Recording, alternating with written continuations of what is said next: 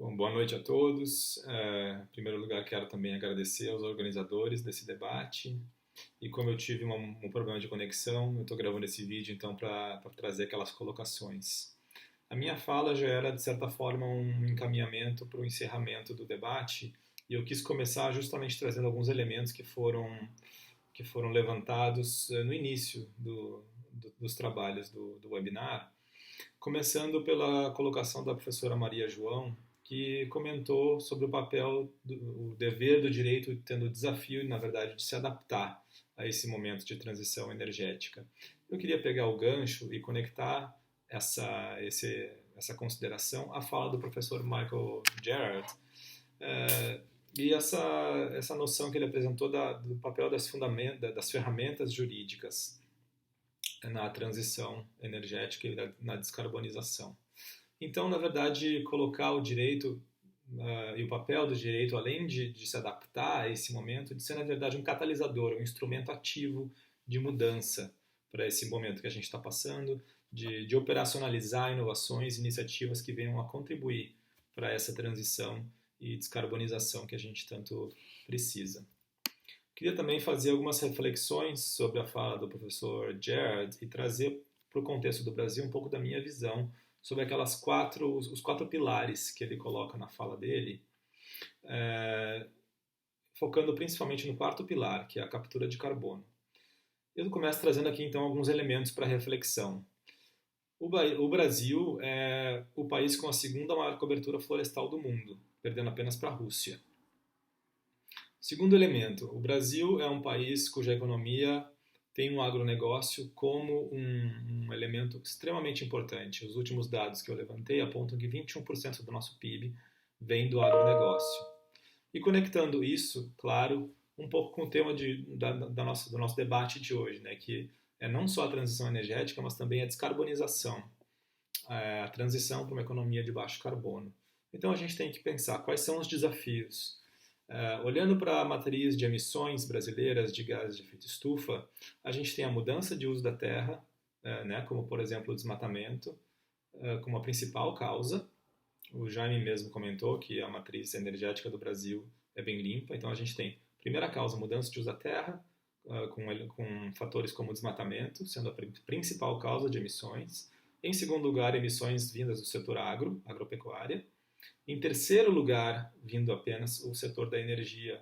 Então, quando a gente olha para esse desafio de descarbonização, de transição para uma economia de baixo carbono, para enfrentamento das mudanças climáticas, para a sustentabilidade em geral, muito mais, mas além de olhar para uma transição energética, a gente precisa olhar para essas causas de emissões de gases de efeito estufa para pensar em soluções.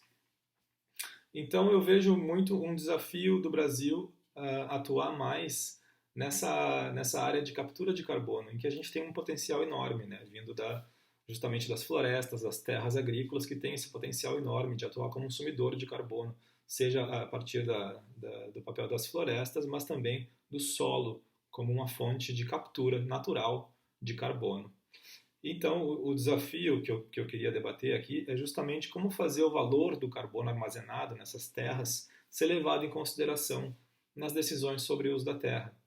Então, a gente tem, por exemplo, um desafio, mas também uma grande oportunidade de operacionalizar mecanismos como mercados de carbono, mecanismos que não só ponham um preço no carbono, mas que criam um valor agregado para aqueles que tenham terra, a preservar as florestas, a promover práticas mais sustentáveis, mais carbon smart, para colocar no jargão do setor, para fazer uma transição para práticas diferentes.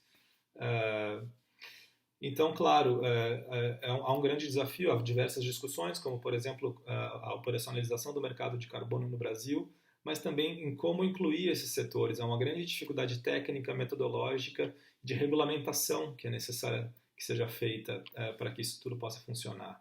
Mas o potencial é enorme. Eu vi recentemente um artigo da Schroders, que é uma grande asset manager, que é muito provocativo e diz que o Brasil poderia ser a nova Arábia Saudita em termos de PIB per capita, caso o valor do carbono armazenado nas florestas, nas terras agrícolas, chegue ao potencial estimado que eles estimam em torno de 100 dólares por tonelada de carbono. Isso faria o valor das terras em que esse carbono possa ser armazenado quadruplicar de valor e trazer um valor agregado enorme para a nossa economia. Ao mesmo tempo que também contribuindo para atingir objetivos de política climática e de sustentabilidade em geral. Mas para isso, claro, a gente precisa regulamentar e fomentar iniciativas que estão sendo discutidas, que inclusive já funcionam algumas em projetos piloto, como apoio a agricultores, né, apoio metodológico para entender como esse armazenamento de carbono no solo é feito e quais práticas podem favorecer isso, além de também começar a conscientizar eles de que esse carbono possa ser uma fonte de renda, ao mesmo tempo que o gerenciamento de projetos florestais que possam gerar crédito de carbono, operacionalizar mercados voluntários, mercados compulsórios, que possam criar, né, realmente uma demanda por esses créditos. Então, realmente acho que o direito pode ser aqui uma ferramenta importante, e não só o direito, mas a atuação dos profissionais jurídicos, como muitos de nós aqui nesse debate hoje, em fomentar esse debate, conscientizar o público em geral sobre esses desafios e essas oportunidades, em aconselhar as empresas, os investidores, os legisladores, os tomadores de políticas. Há um enorme trabalho a ser feito, mas acho que todo esse momento atual que nós estamos passando, esses grandes desafios que a gente está passando com a pandemia, são também uma grande oportunidade, porque há uma enorme rediscussão de políticas públicas sendo feitas, inclusive nesses pacotes de retomada econômica que vão ser aprovados, que já estão sendo aprovados em todo o mundo, mas também aqui no Brasil. Então a gente tem aqui uma oportunidade para acelerar o debate e o avanço nesses setores.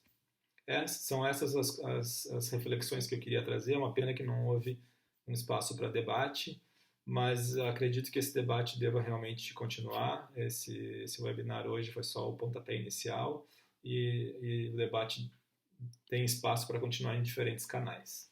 Com isso, desejo uma boa noite a todos e espero ter outras oportunidades de engajamento nesses temas.